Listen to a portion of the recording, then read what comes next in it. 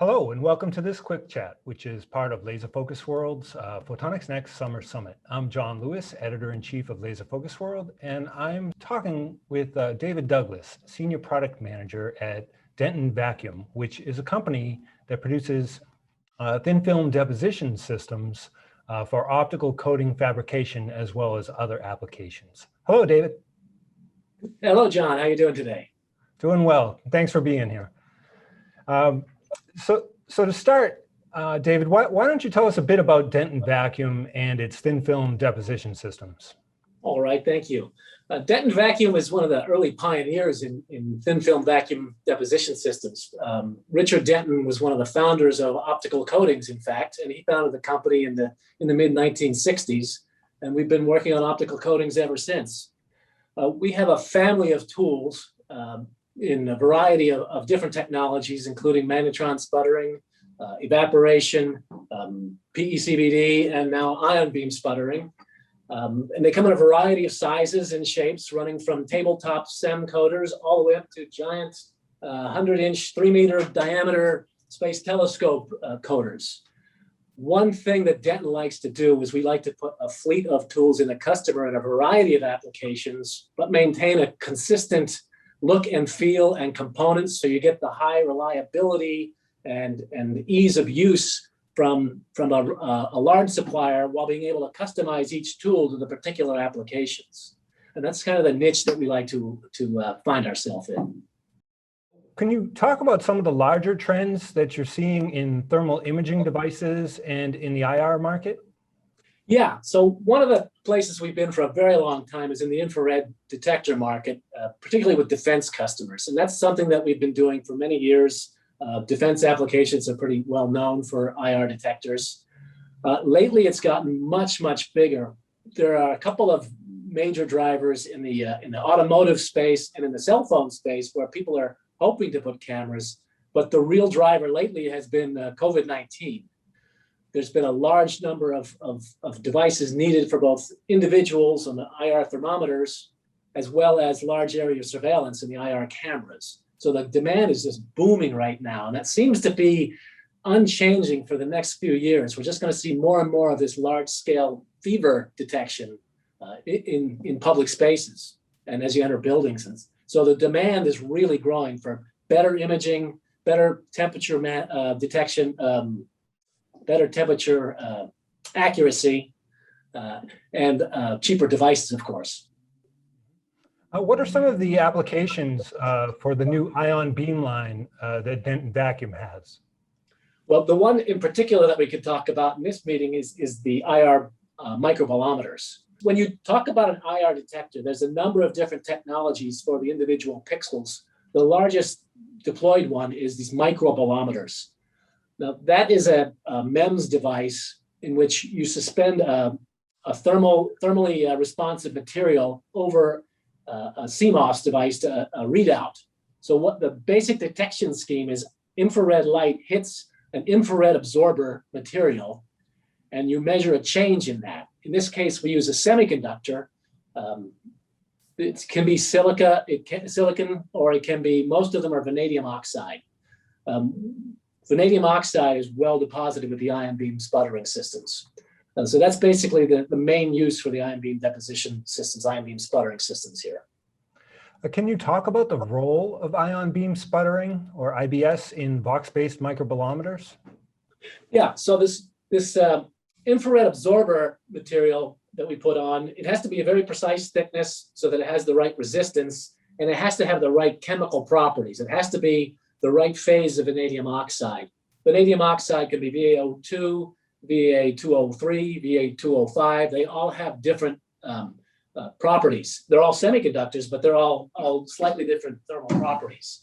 And what we want is something that's very well controlled and repeatable, so that each individual pixel in each microbolometer, which is one pixel, will be the same from pixel to show the same response. Now, ion beam deposition gives you very precise control over the energetics, gives you very good film quality by the nature of its design. I have a little schematic here. I hope you guys can see this. Imagine this as a sputtering target. We come in here with a very monoenergetic beam of ions. They sputter off the target, and the ejected plume will come over this way, and then it'll be deposited on a target. Because the ion beam is very monoenergetic, the ejected sputtered material is also very monoenergetic, which gives you a very consistent film. And then for uniformity, you can move the wafer around or rotate it in a planetary or rotation system, depending on your throughput needs and batch sizes and how big the individual wafer is, the substrate is. All the technologies in here are very mature, well characterized, and then you control the oxide by the amount of oxygen in the system. So it's an oxygen-assisted process. Mm-hmm. What are the limitations of traditional IBS processes, and how has Denton Vacuum overcome them? Well, the problems are pretty well known. You tend to use ion beam sputtering when you can't use anything else because it costs a lot. Now, why does it cost a lot?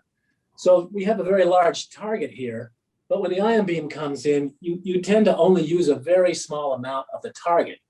So that's if this is a precious metal or even any target, it just gets very expensive. Now, why do we do that? Why don't we just expand the beam? Well, the beam is not perfectly collimated. So if you expand the beam too much, you'll miss the target, which means you'll sputter off of whatever else is there. So you'll get contamination. How do you get around that? Well, you take your target, your substrate, you move it really far away.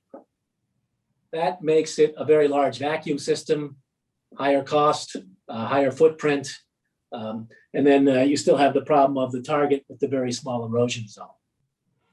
How does Denton Vacuum's bias target deposition, or BTD process, improve performance of these microbolometer arrays?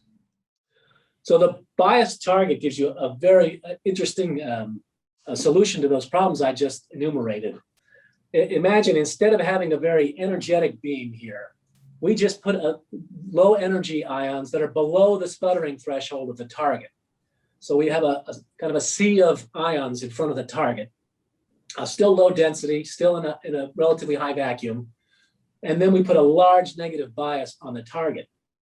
That means that the only ions that are able to sputter are very close to the target. You can't get any sputtering from the shields because they're not at a high negative potential.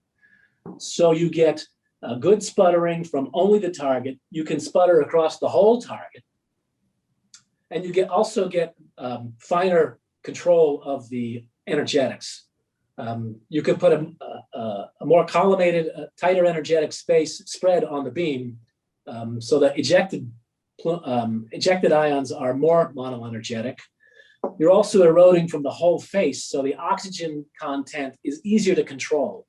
It's a little subtle for this video, but you can get better control over VAOX, the X subscript. So whether it's VAO2 or VA203 or VA205, you can control that much better with the bias target because of the tight energetic control that you have over the sputtering process. Additionally, as an aside, you can also bring your substrate much closer because you don't have to worry about contamination from shields, and you don't have to worry about the angular spread of the beam and the monoenergetic nature of it because it's all very monoenergetic already. So you can actually work in a smaller system than with IBD and save money on pumps, valves, chambers, clean room space, many nice advantages of that. Well, thank you, David. Are there any closing remarks that you'd like to make? This is a very interesting technology for us. There's many applications for it. A lot of them have been published. Some of them have not. We've recently published a white paper with our friends at Laser Focus World, so you can download that if you have more questions and are interested in this topic. Or, of course, you can always reach out to me through the website. Thank you very much. Very good.